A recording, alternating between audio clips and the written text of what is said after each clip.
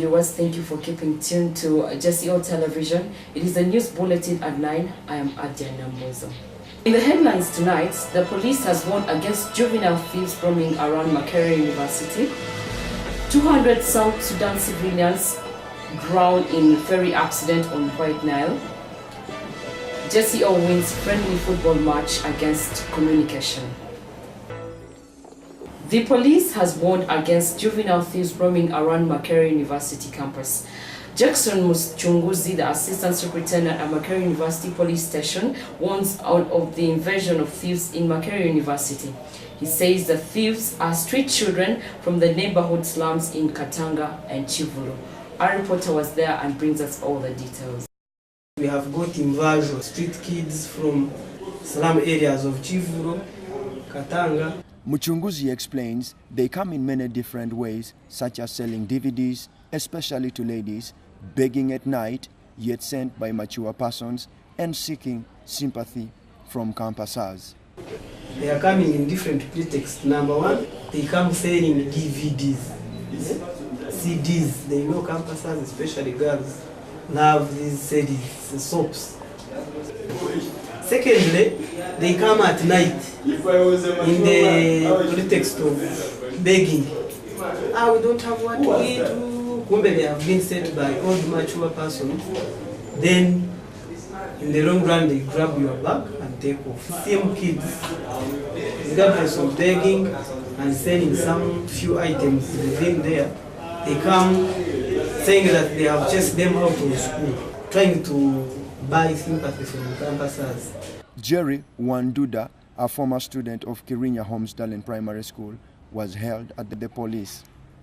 He broke into one of the rooms and stole a laptop and 2 phones. My name is Wanduda Jerry. I was once a student at Kirinya Primary School in Homesdalen. Yesterday I came here at Makerere College. I normally bring for them CDs, movies to watch. I sell to them. But yesterday then I went to some room and I found the doors open and I saw there a laptop and 2 phones and I picked them and I went with them at the place of work. Muchunguzi warns that these boys are very dangerous. But the reality is that these boys are very big. As I showed you one of them here. They know the computer, that it is most valuable. They know that the campuser is holding an expensive phone. They know that really his bag, at least there is 5K, and it can make a day for them. Given the fact that there are many ways to get into the university, action has to be taken to whatever person you come across so that your goods and your property is not taken or stolen by people who camouflage to be students, yet they are thieves. Franco Olong reporting for JCO TV, Makerere. In health news, a smile is one of the defining factors of a person. Therefore, how we look after our teeth is an important factor in our lives. Many people know that they have to brush their teeth but do not know how to brush their teeth. Our reporter, Rachel, brings us the details of how to have a perfect smile and how to brush your teeth.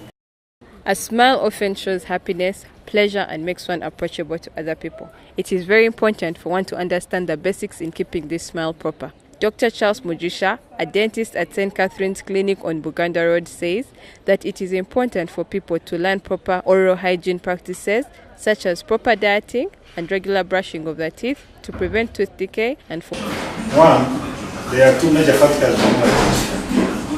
One is the diet, the type of food we eat. The food should preferably be rich in all essential nutrients, that is vitamins, carbohydrates, proteins, and the rest. And also that food should be devoid or should be containing less sugars. Because the sugars are the ones normally which are broken down by bacteria in the mouth. And then they produce acid, and acid is the one which is teeth. He says that it is important to use toothpaste that contain calcium and fluorides while brushing because this helps to strengthen the teeth and also prevent tooth decay. Dr. Mujisha says The best technique to use while brushing is the up and down motion, using little force to prevent damaging the gums. Dr. Mujisha also recommends the practice of flossing because it helps to remove the food debris that remains in the teeth after a meal. Then you roll it on the middle finger, this hand, then so on the middle finger on this hand. Then you can use the 4 fingers as the guide. Then you can open your mouth, one finger goes in the mouth, another one is outside, and then you push it between the teeth, and you are able to move it to and fro and can be able to dislodge the food. Between the teeth. Between the teeth. In other words, when you are doing it, you accept that this model doesn't have spaces. But you push it in between, then you move it down to and fro, to and fro. It should be done before you brush. And especially for those people who like going to the pork joints. Brushing our teeth properly and regularly assures one of good dental health and the confidence to smile proudly. Rachel Kanyoro reporting for JCO TV. In sports news, the Makerere University Journalism and Communication Association football team has defeated the Makerere University Communication Skills Association by 4 goals to 3 in a friendly football match that was held at Makerere Sports Ground. The communication skills team scored the opening goal with a penalty shot from Rashid Mosoke in the first half. The journalism team made a comeback in the second half with a superb header from the right winger Franco Olong and a close shot from Albert Tumwine, putting them in the lead. Other goals came in from George Bushochen and Turinabo Augustus. So that is dosing those guys. We played our game, we played our level best. Our boys were good, especially in the defense. We didn't panic, we concentrated, man-marked our opponents. The game was graced by the communication skills fans shouting and morale boosting their team as opposed to the handful fans of journalism and communication students. The highly anticipated and awaited battle of the communicators was won by the journalism and communication fraternity. For JCO TV, Irene Nambiru.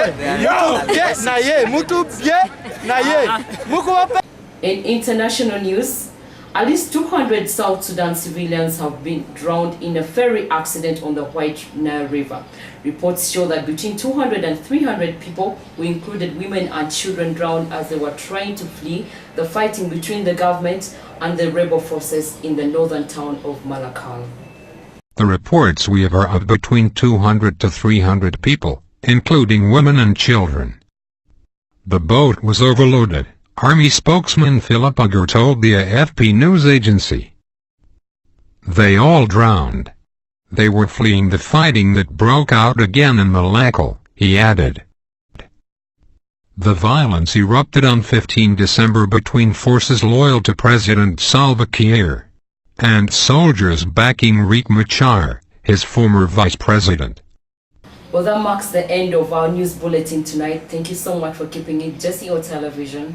Good night.